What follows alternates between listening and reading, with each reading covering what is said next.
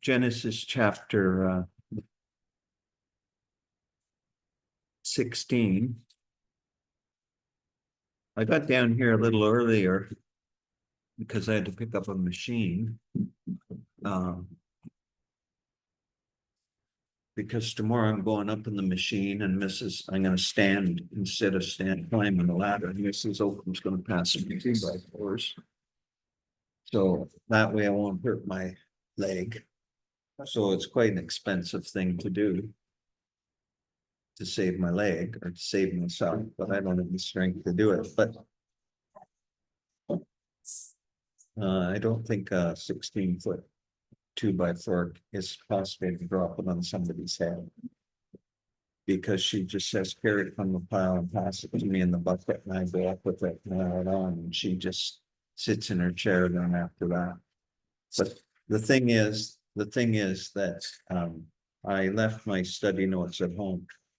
And so but I was here early enough that I sat outside and I wrote 5 pages. So in a few minutes. Anyway, chapter 16. Now we began in chapter 16 last week, and it's the Abrahamic covenant, of course.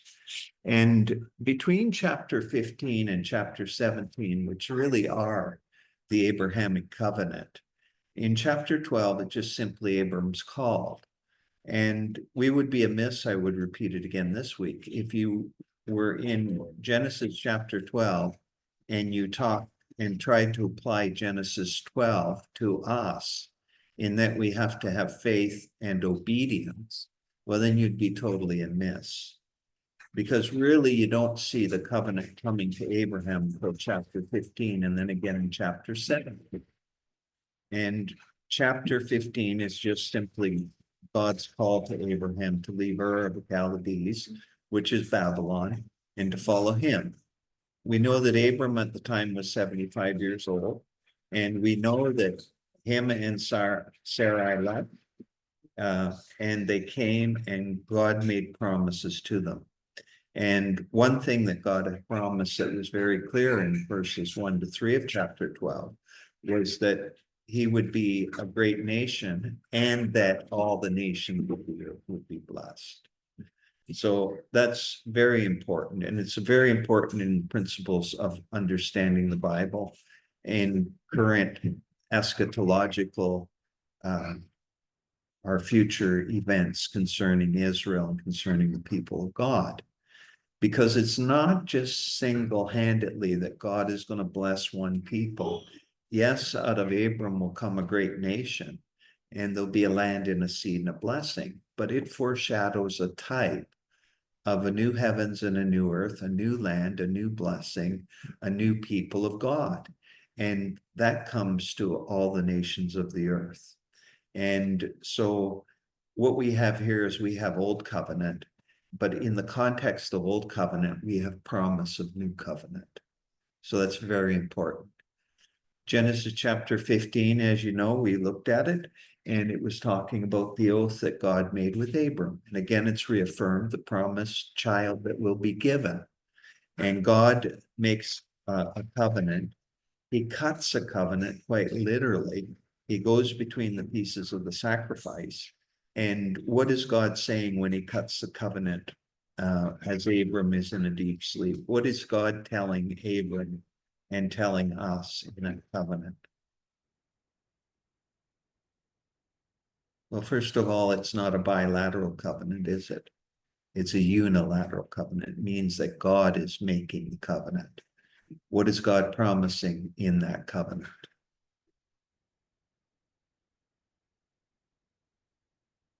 Maybe what'll help you is, what does it foreshadow?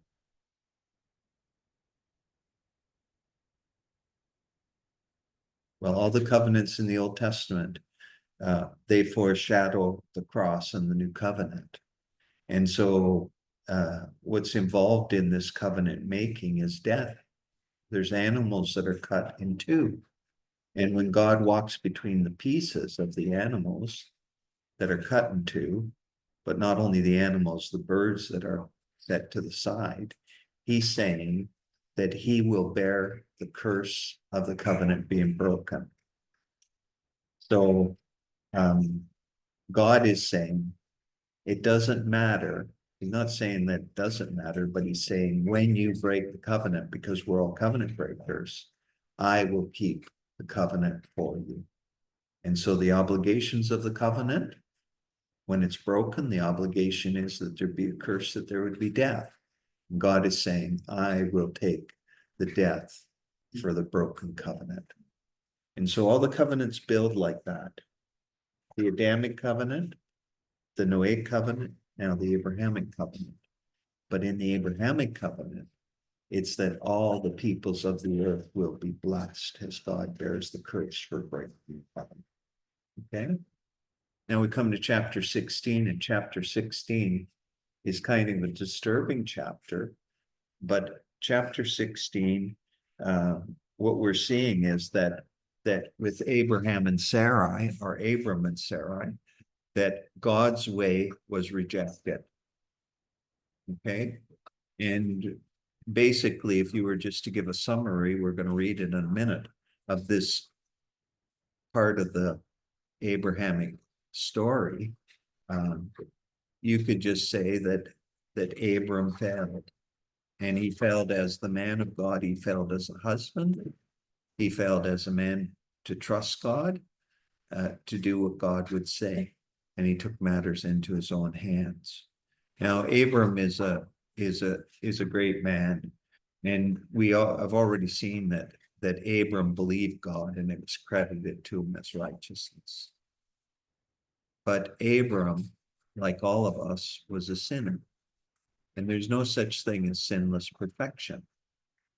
And the only perfection that is found is as we are in Christ, that it's his sinless perfection that is applied to us. And so why do you think this whole chapter on his failure to trust is here? We're going to read it in a minute, but why do you think it's there? I think maybe to show that our trust is not in ourselves or in man, but to show that man fails, but then God is going to prove his faithfulness later. In spite of our failure. Yeah. Yeah. And that pretty much sums up the whole chapter. But I think there's things here that we can see. And so Abby, do you want to read for us, please? Are you up for that? Sure. The whole chapter? Yeah, it sounds good. A short chapter. Now Sarah, Abram's wife, had borne him no children, but she had an Egyptian slave named Hagar. So she said to Abram, "The Lord has kept me from having children. Go, sleep with my slave. Perhaps I can build a family through her." Abram agreed to what Sarai said. So after Abram had been living in Canaan 10 years, Sarai his wife took her Egyptian slave Hagar and gave her to her husband to be his wife. He slept with Hagar and she conceived. When she knew she was pregnant, she began to despise her mistress. Then Sarai said to Abram, "You are responsible for the wrong I am suffering. I put my slave in your arms, and now that she knows she is pregnant, she despises me. May the Lord judge between you and me." "Your slave is in your hands," Abram said. "Do with her whatever you think best." Then Sarai mistreated Hagar, so she fled from her. The angel of the Lord found Hagar near a spring. Jack, be quiet. The angel of the Lord found Hagar near a spring in the desert. It was the spring that is beside the road to Shur. And he said, "Hagar, slave of Sarai, where have you come from, and where are you going?" "I am running away from my mistress, Sarai," he answered. Then the angel of the Lord told her, "Go back to your mistress and serve Sarah." The angel added, "I will increase your descendants so much that they will be too numerous to count." The angel of the Lord also said to her, "You are now pregnant, and you will give birth to a son. You shall name him Ishmael, for the Lord has heard of your misery." He will be a wild donkey of a man. His hand will be against everyone, and everyone's hand against him. And he will live in hostility toward all his brothers. She gave this name to the Lord who spoke to her. You are the God who sees me. For she said, I have now seen the one who sees me. That is why the well is called the High Wall. It is still there between Kadesh and Bered. So Hagar bore Abram a son, and Abram gave the name Ishmael to the son he had born. Abram was 86 years old when Hagar bore him Ishmael. So what strikes you about that passage? Just one thing, what strikes you about it? Tyler? Anything jump out at you that you were thinking about? Well, we see in the context of this, we see that Abram, even though he was just promised a covenant with God, has once again shown that he doesn't, it's a falling into a sinful pattern of not trusting God by his wife. And then we see that despite the sin, which is that he didn't trust God, and he conceived with his wife's slave, we see that technically the promise of the descendants is still been kept because there will be a line of descendants coming from Hagar. Yeah, and so that 16th verse, very good. That 10th verse, the angel of the Lord also said to her, to Hagar here, I will surely multiply your offspring so that they cannot be numbered for multitude. And you see, God has already said that, right? He's already said for the child of promise. Look to the stars of the sky in chapter 15, your descendants will be as a multitude. And that's Israel, isn't it? And now we see, and so we're going back in our minds as we read the text to chapter 12, verses 1 to 3, where it's nation and nations. And so here we have that there's going to be nation and nations from Abraham's seed. Okay? And all the people of the earth will be blessed. Okay, what strikes you? What strikes me, that the part where, despite Abram and Sarah having this plan and going their own way, God still, the Hagar and Ishmael are not outside of the covenant, they're still within it. I thought that was, like we said, they're still gonna make them into a great nation, make Ishmael into a great nation, even though Abram and Sarah. But there is a curse, isn't there, in that? Yeah. Because he's going to be a wild ass of a man, a wild donkey of a man, right? And there's going to be everyone's hand is going to be against him, and he shall dwell over against all his kinsmen. So yeah. Yeah, there's a blessing and curse, but he's. So that's important, because what we have mentioned by you two men right now is we have covenant, and the essence of covenant, as God made covenant, there's covenantal promises, but in the pattern of the ancient Near Eastern covenant, there's blessings and there's curses. And that's what we're seeing in these events right here. It's the incipient work of God in covenant keeping. That just means the beginning work of God.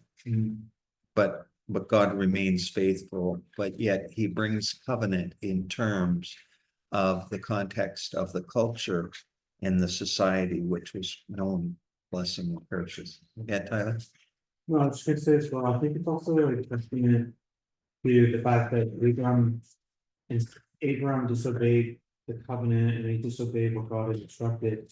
And in this case, I think it's still interesting that God still offers mercy and is still gracious, even though this is technically was not what Abraham disobeyed. Yeah, very good. Covenant, and I think that this is so nice that it was, we're seeing that God is so merciful to Hagar in that she could have technically been left to die, and yet he's sitting here telling her like, no, this is a part of the plan. And now, go back and submit to her authority. So that's my ending phrase is grace and mercy in this.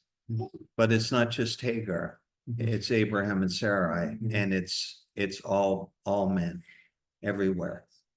God is gracious and mercy to us in that while we were yet sinners, Christ died for us. And that effectual call, and we still continue as sinners. We can't have one up on Abram or anyone else, but God, he is faithful to his promise that we're part of his family, we're heirs, right? And we're part of the covenant. Abigail, what struck you? Well, I got some questions when I was reading that. Well, that's good because maybe I have some answers as I go through these 5 pages very quickly. So what are the questions? Just briefly give them to me. Well, I wondered what the cultural thing is here with wives, because it seems in the Old Testament, lots of people have lots of wives. Okay, so I'm going to talk about that too. So that's one thing. And then, so they human traffic the slave Hagar. That's what Sarah did. She human traffics Hagar to the husband, and then I'm going to talk about that too.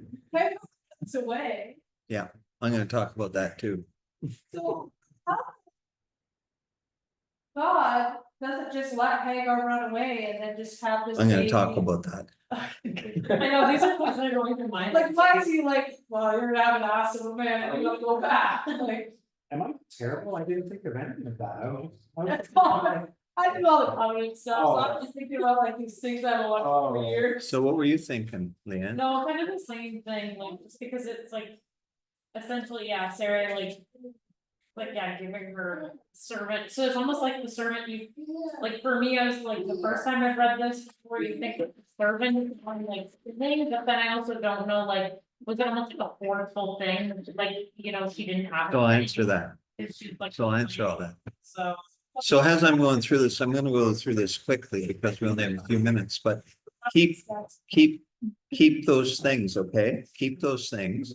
And if those questions, if they're not being answered, we'll just hit on them. So this is God's way being rejected. So first of all, Abraham and Sarah had no children. And we're told in verse 1, whose problem was the infertility? Was it Abram's problem that she was infertile, or was it Sarai's? Sarah. Yeah, it was her problem, right? Verse 1. And not only was she had infertility for all her years, she also was past the age of infertility. And that's very important. And so they had been conditioned in a way of thinking, hadn't they? It would be, they would have come to the conclusion, well, we're never going to have children, and it's not possible, and we're destined not to have children by ourselves. So that would have been the natural progression. Just as today, it would be the same progression if somebody was infertile. Now, but here's the thing. God had promised a son. God had promised a son. So why do you think that God is, like, people say God's slow in keeping his promises, but he's not slow as some think that he's slow.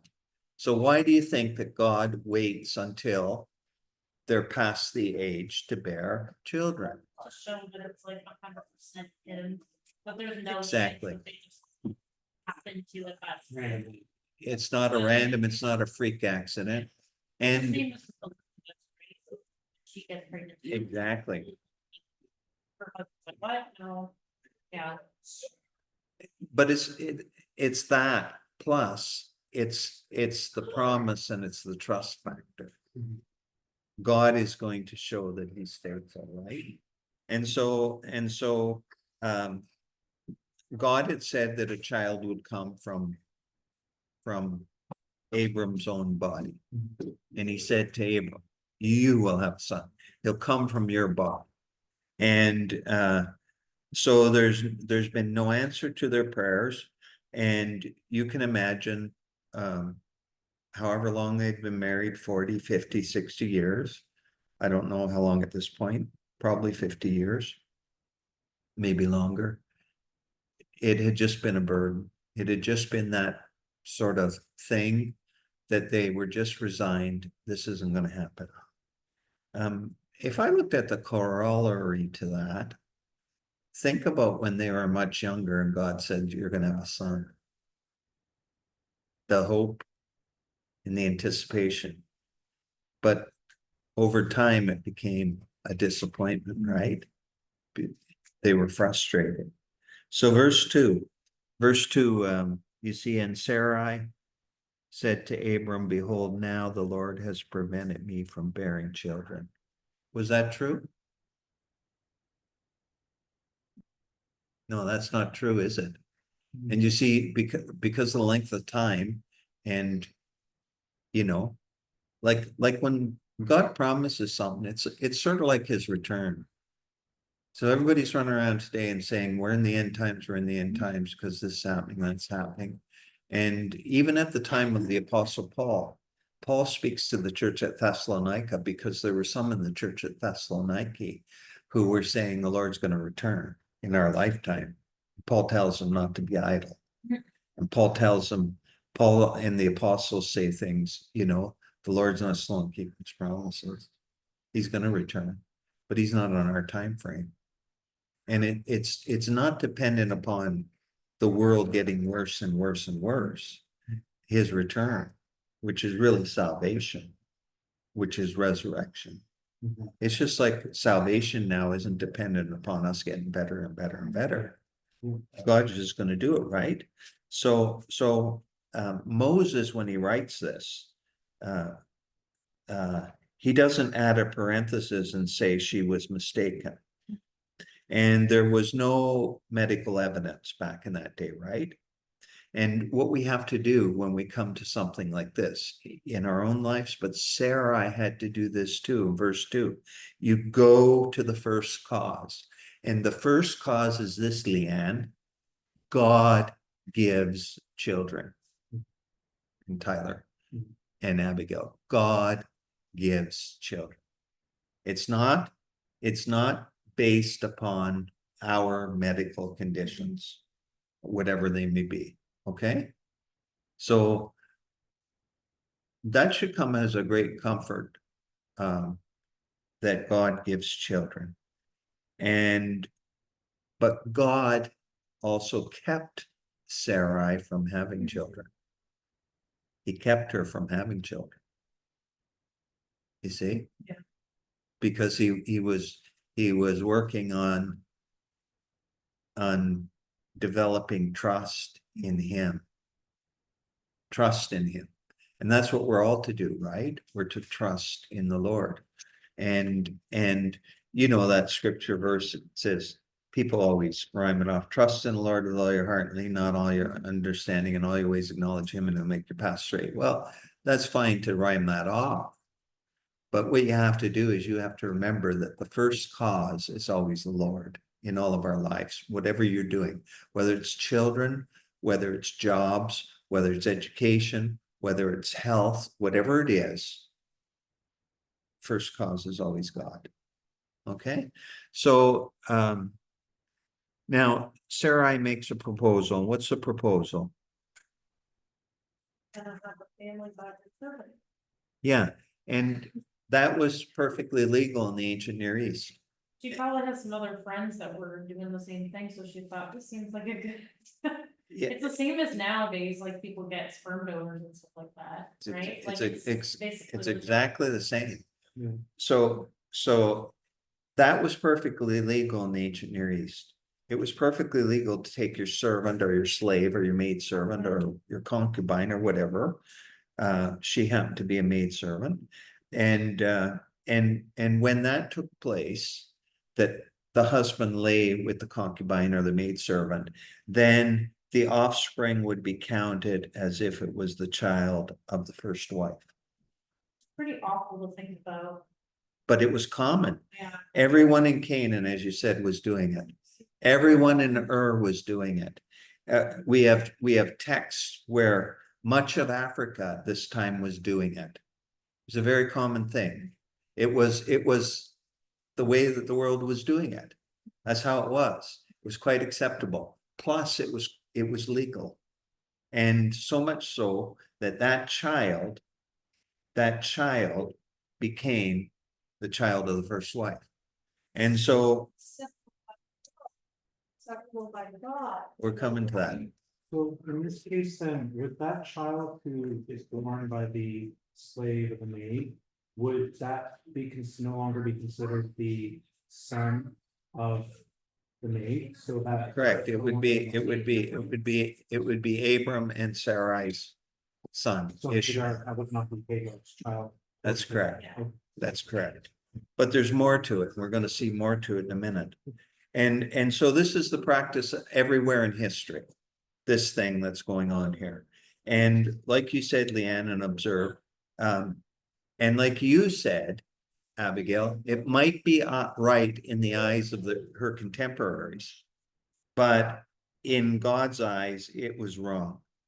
It's something that we call today situational ethics, right?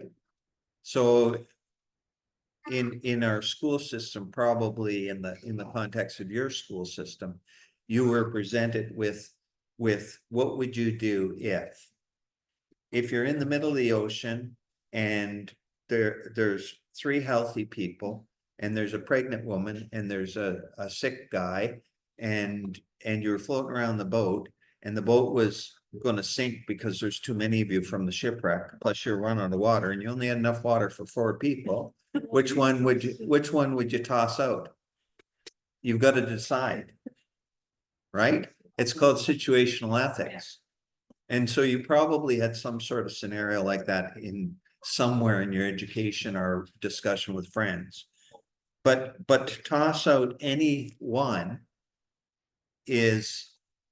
it's wrong. It's against God's law. It's against God's law to murder. So look at Galatians 4:23 just for a second at this point. Well, I'm really gonna have to speed along here. You guys have talked too much tonight, though. I can't even find Galatians tonight. Galatians, Ephesians, Corinthians, Galatians. Somebody read 4:23, okay? Galatians 4:22. Correct. But the son by the bondwoman was born according to the flesh, and the son by the free woman through the promise. Okay, so what is this saying? So this is talking about the examples of the Hagar and Sarah. It's in Galatians there. And Would be according to that, would be according to the flesh be regards to sin. yeah, The promise is according to the covenant. that's right. And so in other words, the free woman was born as a result of a promise. And the free and sinful decision of man produced Ishmael. Whereas Isaac was the product of Abram and Sarai's waiting trust upon the covenant promises of God. So we're given the interpretation. Paul gives us the interpretation of what took place right there. It was wrong. It was sinful. It was according to the flesh, right? And so what happens is God doesn't cause a natural abortion to take place or anything like that. As a matter of fact, God is the one who brings this child, right? It was through disobedience, but he brings the child. And Hagar gives birth to Ishmael. But it was the resultant process was of natural conception. Okay? And it was the result of Abram and Sarai's trust in the Lord. So I'm just going to fire off really 3 things here. So Sarai takes the lead in the plot. And we looked at that last week. It's exactly what our first parents did. Eve took headship and God said to Adam, because you heeded the voice of your wife. Right? And that's what Abram does. Abram listens to Sarai, and it's basically the same failure as Adam. Okay? The second thing was Abram was seduced by the proposal. He was seduced by the proposal. And he agreed that to fulfill the promises of God, the power of the flesh was needed. In other words, we have to help God. God needs a bit of help here. It makes perfectly sense what you're saying, Sarai, because that's the way that people who are infertile in our society have children. And so we need to help God with this, because God's a little slow in keeping his promise. And so what he was doing by capitulating to what Sarai wanted, he was agreeing that to fulfill the promises of God, the power of the flesh was needed. Well, you can just think of a myriad of examples today. Even in the context of salvation, right? Because there's all sorts of people around who believe that it's us plus God, and it's some part of our action that secures our position in Christ and the promises of God, that we're his children. But it's not. It's by God's free grace and sovereign grace that children are conceived. So look at John 1, verse 13. We often think of this in terms of spiritual things, but it's also in terms of physical things. And read that for us, Abigail. Children born not of natural descent, nor of human decision, nor of husband's will, but born of God. So you see, children are conceived, and it's a free and sovereign grace. God brings children. And when you think about that, there's some implications for us today, and there's implications in that day, right? And the implications in that day was that what Sarai was really doing when she and Abraham told her to get lost, right? Hagar. It was like an abortion, right? It's like an abortion. And that child was a gift of God, Ishmael, even though he was conceived in sin. The third thing is this. Hagar was damaged for the worse by what happened. So she's no longer the foreign slave woman. She's conceived a son by her powerful, rich owner, and she starts to behave as if it were her own body, that she had done this work, not God. And look at verse 5. You can see that. Somebody read verse 5. And Sarai said, Abraham made the wrong done me be upon you. I gave my maid into your arms, but when she saw that she had conceived, I was despised in her sight. May the Lord judge between you and me. so obviously there was a rift in the house, right? And you see how Sarai says this thing about at the end of that 5th verse, she looked on me with contempt. So probably she was starting to get big around, right? And she's probably going around the house. And she was having morning sickness and everything else. And Sarai was seeing that and began to despise her, because it's quite possible that Hagar was saying, this is great. I have a child then. You don't. Even if you don't say that, that's what this implies. She looked on me with contempt. You can't have children, but I can have children. And it's taking it all to herself. And so there's a rift, and soon Abram, what he's doing is he's standing back and he's playing the role of the helpless husband. Yeah. Just like Adam, right? He's standing back. Look at verse 6. But Abram said to Sarai, behold, your servant is in your power. Do to her as you please. Then Sarai dealt harshly with her and she fled from her. Now, remember, these are two Old Testament believers, Sarai and Abram. They're believers. They're what we might call Christians, and they were behaving abnormally as believers, as Christians, especially after all the unique blessings that have come from God, right? And Abram says this thing, do whatever you want with her. And so in that, you have the same thing that's taking place with Adam and Eve, right? Eve has usurped Adam's place, and Adam abdicated his responsibility. And this is exactly what's taken place with Sarah and Abram. Sarai has usurped Abram's place. Abram has abdicated any responsibility. And we know that that's so because he says,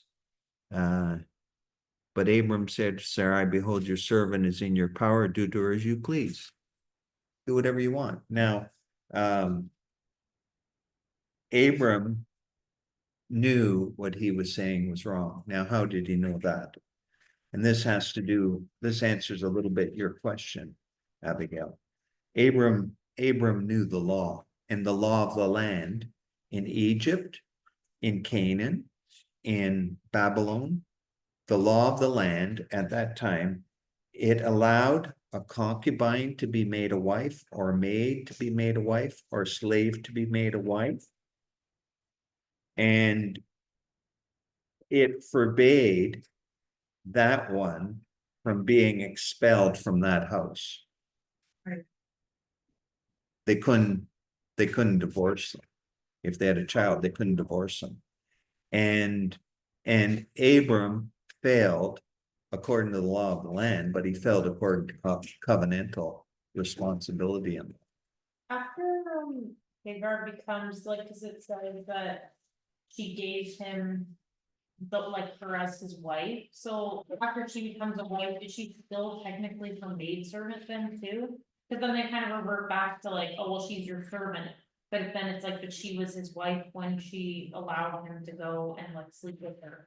So then like, does that like, does her still role get elevated at all? Yeah, Like, her she becomes role- a wife and then they her like- role is elevated. So then they're basically going back to saying she's the servant again after she's already said, oh, you're a wife now or whatever. So yeah.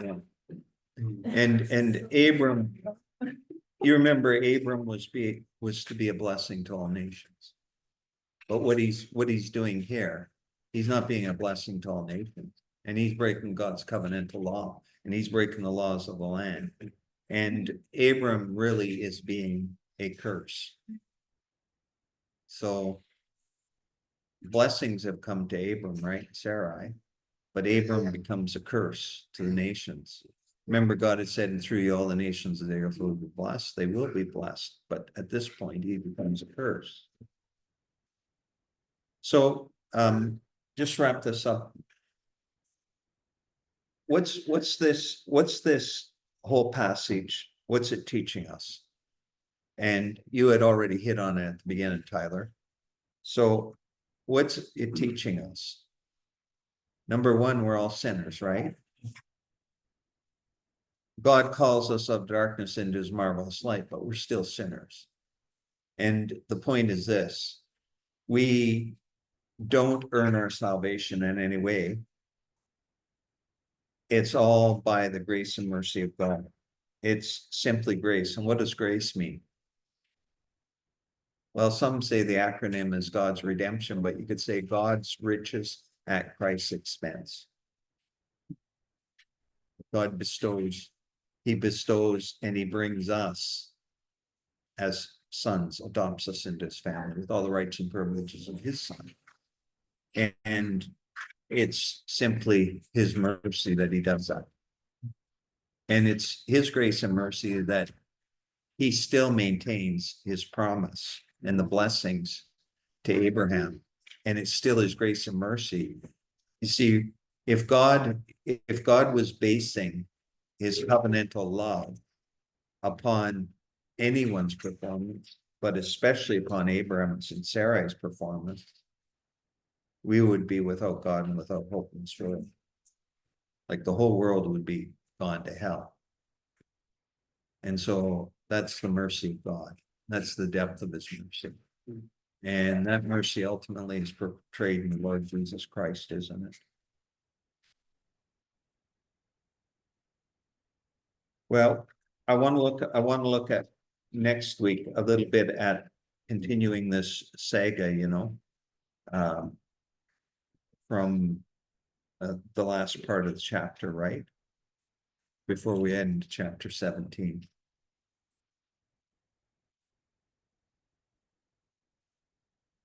So like Dr. Adams would say, clear as mud.